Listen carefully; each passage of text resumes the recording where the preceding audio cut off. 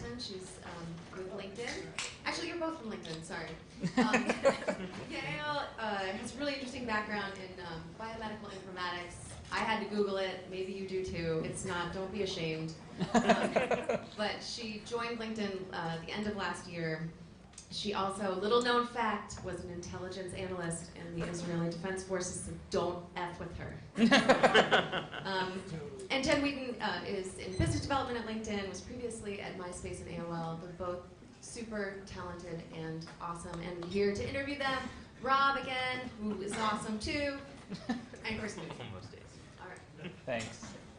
So we're going to actually do something a little bit different for this session. I think it's really worthwhile to mix it up in this case. So what we're going to do is Yael's going to give basically an overview presentation of what the data science team has been working on at LinkedIn and some of the interesting insights that they've found. And we'll probably spend maybe half the time doing that, and then we'll go more into our interview format. But maybe if you guys just kind of talk a little bit about what your current roles are, and then we'll jump to the presentation. Sure. So I'm on the data science team at LinkedIn. I lead the mobile data analytics, so all of our mobile platforms and properties, and analyzing the data and looking at insights to better inform the products and do data-driven product design.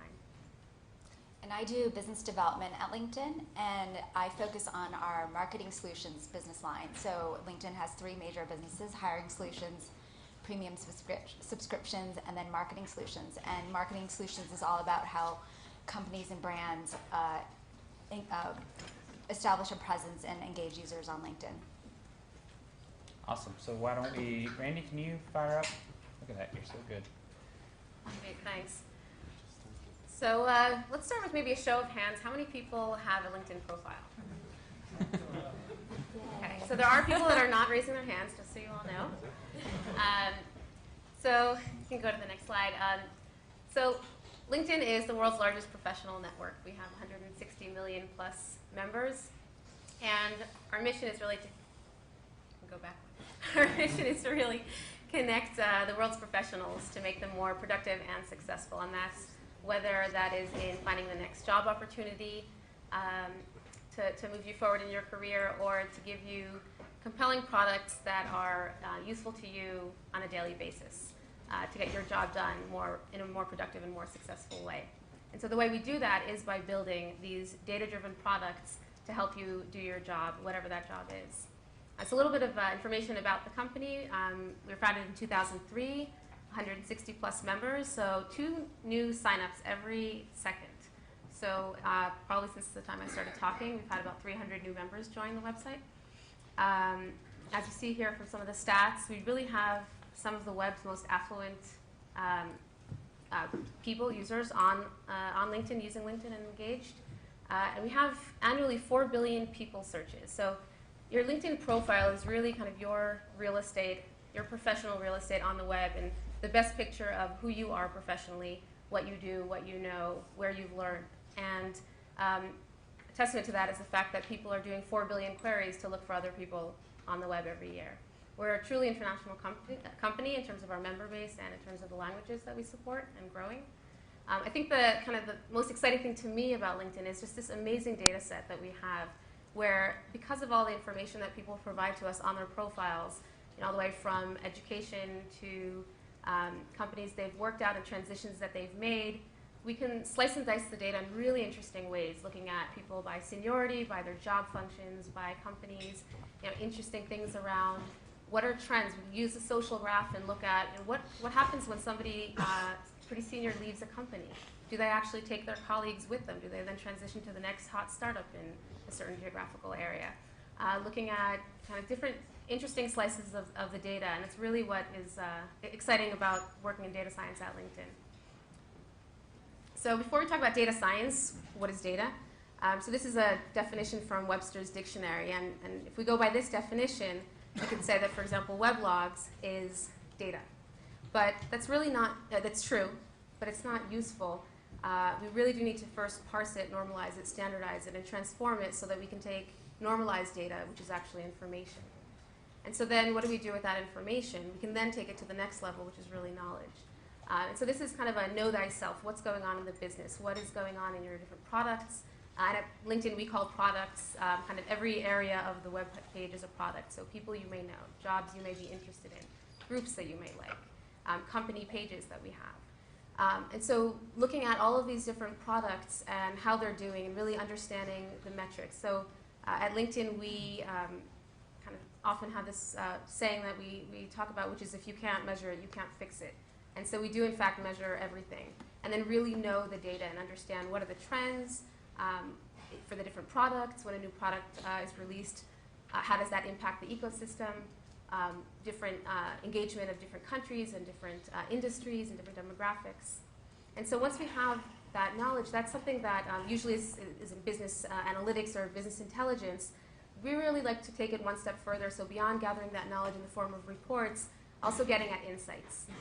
And some examples of insights are doing, for example, attribution. So when you launch a new product, how does that percolate through the system? What is the impact of that product on the users? And looking at, for example, doing data-driven product design. So when we have a new product, can we look at how the users are engaging with it and really understand how to use our data to actually change the flows, looking at, let's say, flows that are occurring and seeing, do they make sense? Are users actually trying to get to something in a way that we can make more effective for them, and changing the flow of how they engage with our services so that it is really making them more productive, more successful, more effective at what they're trying to do. So it's all very data-driven. I would say that one of the great things about LinkedIn is that everything we do is data-driven. Most decisions are made with data backing it, and that's something that I really love about the company. So once we have insights, right, what we really want to get to is wisdom. So we kind of view that as the ultimate goal of a data science team, really looking at beyond knowing yourself, beyond insights that you can get, really understanding what's the next big thing and what will actually drive the business forward, what is really important for us to focus on. And so I'll give some examples of each of those. So if we talk about what is data science, so this is one example, and in a way I think data science is somewhat of an art. So rather than focusing on this definition, which is a lot of words, let's look at what is a data scientist, or what makes a data scientist. And the way I think about data science is really kind of a process of first understanding what is the interesting question that you're trying to solve, what is important and impactful, what are the actions that you're trying to drive with the answer to this question, and then knowing what is the data that I need to answer that question, what data do I actually leave aside and not use for answering that question, which is an important part of it.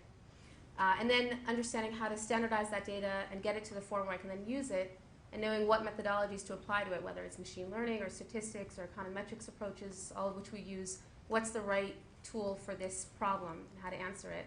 And then finally, and really importantly, how to visualize that and how to effectively communicate it so that the different stakeholders can really take action with the answer to that question. And so it seems like a lot of things to have, and many teams have different pieces of this in their team members. We really hire for this type of a person, and every team member on the data science team does in fact have all of these qualities, which we feel is really necessary to do good data science work. And the industry is, as you can see by the data here, the industry is really recognizing the need for data science. And if you look at the percentage of jobs on LinkedIn that are for data science as a total, as a ratio to the total jobs that are posted on LinkedIn, you see that it's skyrocketing, and it's just continuing this way. So let's talk about kind of the different things we do, the products that we drive with the data, the insights, and then the wisdom. So an example of a data-driven product, and this is one that really could not exist without the data. So some products we augment with our data, and we really infuse the data into them to make them better. This is actually a product that started with the data. And so this is our skills and expertise product, which we launched last year. And if we look at what that is, on our members' profiles, our members create a text blob that's essentially what are their skills and expertise, what are their specialties. And we can take that information and mine it, and parse it, extract it, dedupe it, normalize it, standardize it, and get at a skills dictionary. So we do this for all of the profiles that we have, and we get to this skills dictionary, which is a step that's really important in terms of getting this high-quality dictionary. Once we have that, we can do really interesting things with it. So if we take, for example, Hadoop as a skill that we're interested in, we can take that dictionary and create a page, and this is our skills product, create a page that shows the Hadoop skill in our ecosystem. So you can see here that there's 43% year-on-year growth for this skill. It's the top 97th skill in LinkedIn. you can see the professionals that use Hadoop, that have Hadoop on their profiles. You can see the companies that are hiring people with this skill and companies whose employees have this skill. And you can look at related skills. So on the left-hand side, you can see skills that are related to Hadoop. So maybe if you're thinking about learning Hadoop, these are also some of the other skills that you might want to think about learning. Or if you're hiring for Hadoop, think about if you need these other skills and the people that you're hiring. So this is really useful. One of the first things that we can do with this is collaborative filtering. Right? So people who know X also know Y. If we look at all of the skills on LinkedIn, this is a map of all of the skills, and what you're seeing is every point is a skill, and every 2 points are connected by an edge if they appear together, if they co-occur on a person's profile on LinkedIn. So if we zoom into a certain section there around Java skill, you see that this is a cluster that kind of really makes sense, right? These are the programming languages, you see the database languages, it all makes sense, and you can imagine that people that have one of these skills have another. If we then zoom in a little bit further into the orange on the left-hand corner, you see that this is actually also making a lot of sense. It's the big data cluster, which many people in the room may be interested in and may have on their profiles, in fact. Right, so you have Hadoop, EC2, HBase, etc.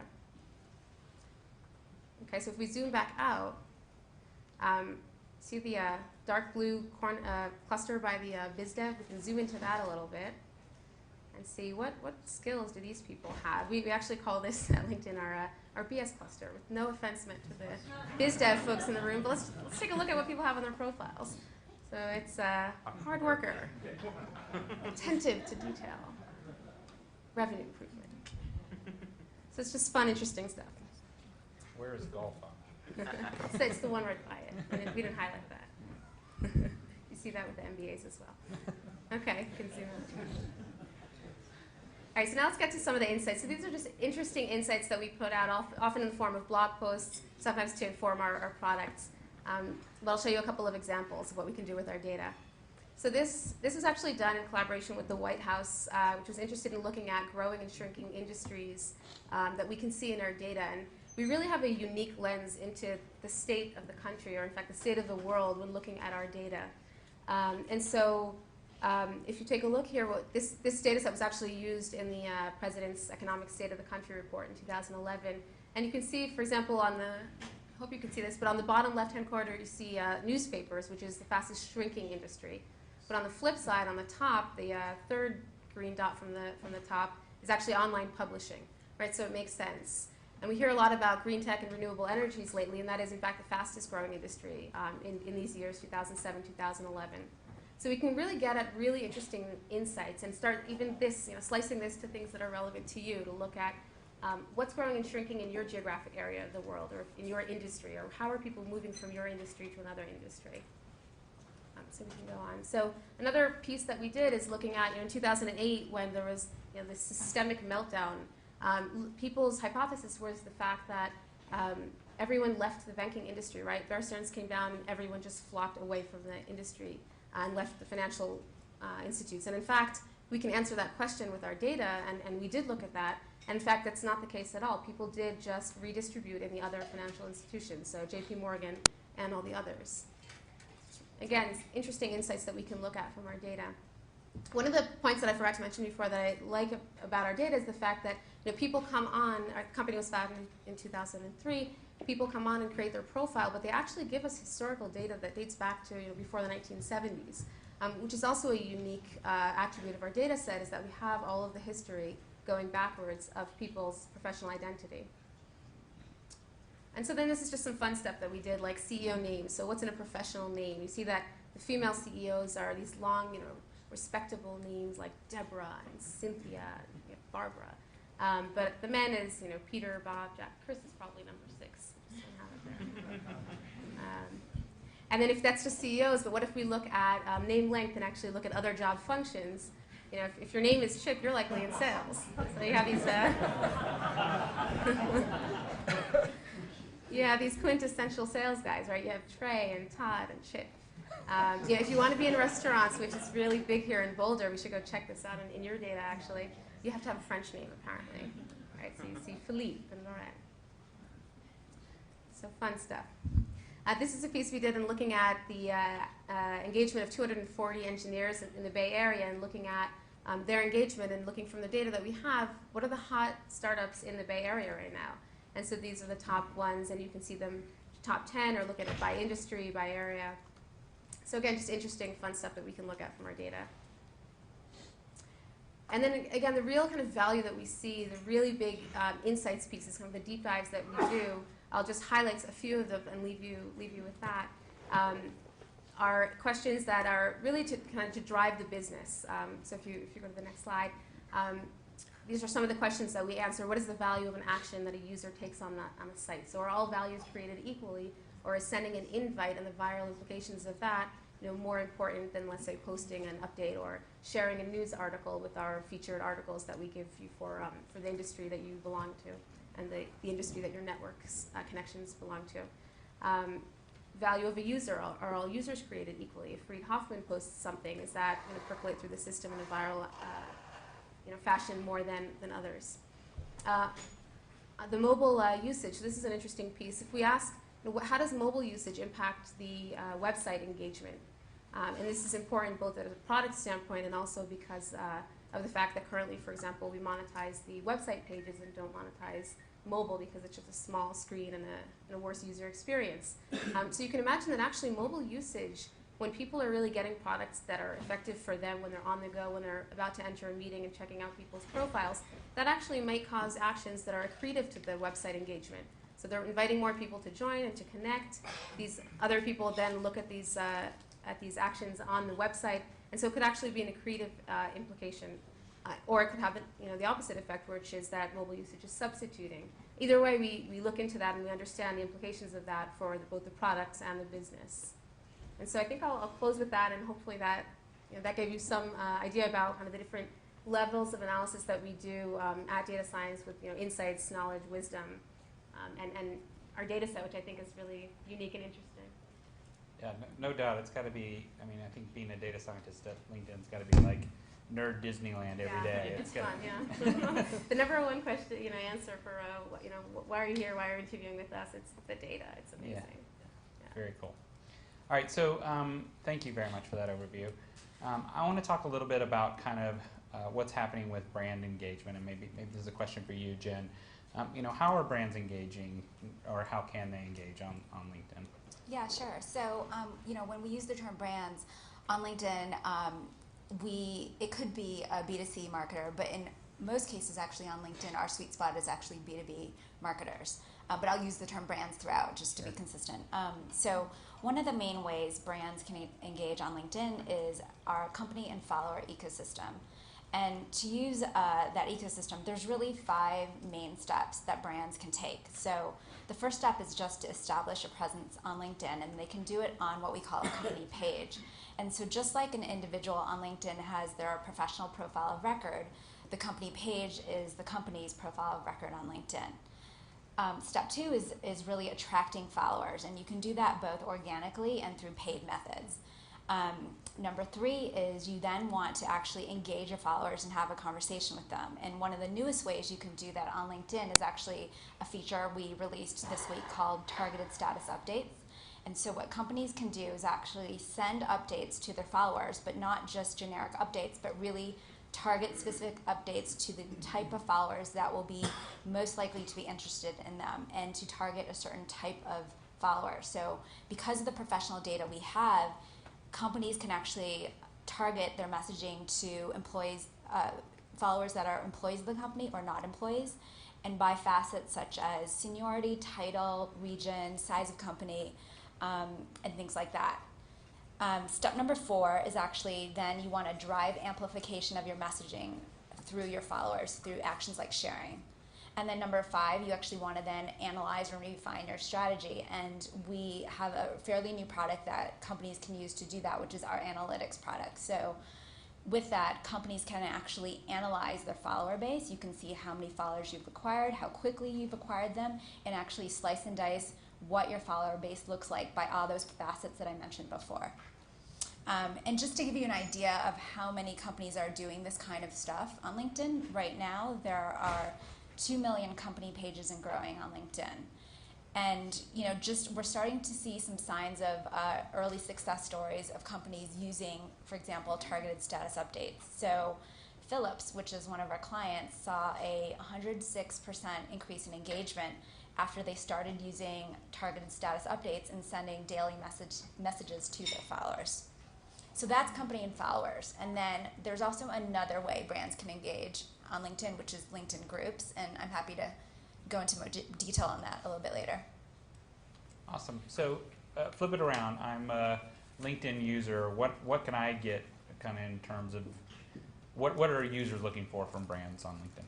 Yeah, that's a good question. So we actually wanted to answer this question ourselves and did some member research on this specifically. And what we found is that 70% of our users say that they either follow companies or would follow companies on LinkedIn.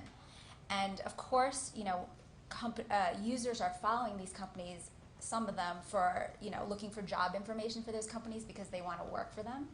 But a lot of our users actually are following companies because they want insights from those companies. Basically, they want content from those companies that help them do their professional decision making in a more insightful way. We also looked a little bit deeper in our research that we did in terms of what kind of content users want to hear about from companies. And 60% of members wanted industry insights, 53% of our members wanted specifically company news, and 43% of our members actually wanted information on products and services that those companies were releasing. Awesome. So, and I want to be sensitive to time. You mentioned some stats on groups, and I think you had some specific questions around groups. Definitely, because I think certainly we hear from our customers that some of the conversations that may be happening on the groups in LinkedIn could be really relevant and interesting to brands. Is that something that you guys have seen to be the case? Yes, definitely. So, with groups, there are about 1 million groups right now on LinkedIn. And there's 2 ways brands can interact with groups on LinkedIn. The first way is brands are often mentioned in the context of discussions users are having within groups. The discussions may be about some other topic, but brands are woven into the conversation. And then the second way is a much more direct way. So brands can actually sponsor groups on LinkedIn, and I can show an example of that a little bit later. But there's also a really interesting feature that is part of all our groups that brands can leverage. So in every group on LinkedIn, we display and measure what's called top influencers. And a top influencer is a member that has been shown and measured to be putting content into the group that is the most engaging to the users. And what brands could do is basically identify employees that work for them that could be top influencers in a particular group, and really leverage those employees to amplify messaging in a positive way in a group. And just to give you guys an example of some of the most active groups on LinkedIn, for example, we have the Telecom Professionals group, which in the week that we looked at it had over 900 new comments and discussion threads. There's the CIO group, which is very active on LinkedIn. And then we have the CPG Super group, which has CPG professionals talking about a variety of topics. And the last time I looked at it, there were brands such as Walmart and Best Buy and P&G being mentioned in the discussion threads of that as well. Awesome. And I think when we were talking about this in preparation, you had kind of told us about an example, and you showed us an infographic that you had that showed up how a sponsored group actually ended up generating much higher level engagement. Can we take a look at that? Yeah, there's actually one slide before that, which is, this one, which is related to the company and follower ecosystem. So this is an example of a post that GE made to their company page. And a lot of time what's working well for companies is not actually posting things that are overtly promotional or maybe even about the company itself, but instead really posting content that they know will be engaging to a very targeted group of their followers, something that maybe positions themselves as a thought leader, or content that basically attracts users to the company. And so in this case, GE has actually posted something about how people should navigate their career path. It doesn't actually even mention GE specifically, and they created this really cool infographic and attached it to the post, and this drove very high engagement. And the way we measure engagement is the number of clicks, likes, shares, comments over the number of impressions that an update received. And then there's actually one other slide that I wanted to show you guys. So, switching back to groups again. So this is a really interesting example of Citibank, who specifically sponsored a group for professional women. And this was a major success for them because even though it launched at the end of April, which wasn't that long ago, it's already attracted almost 17,000 women. And in the week that we looked at this, there were 450 new comments. And you can see, you know, there's Citibank branding, of course, you know, all over the group. And Citibank actually has a content module and a poll that they poll their users, you know, how important is simplifying your financial life. But in the actual discussion threads themselves, you'll see professional women talking about all sorts of topics that may or may not mention Citibank, but are really relevant to that audience.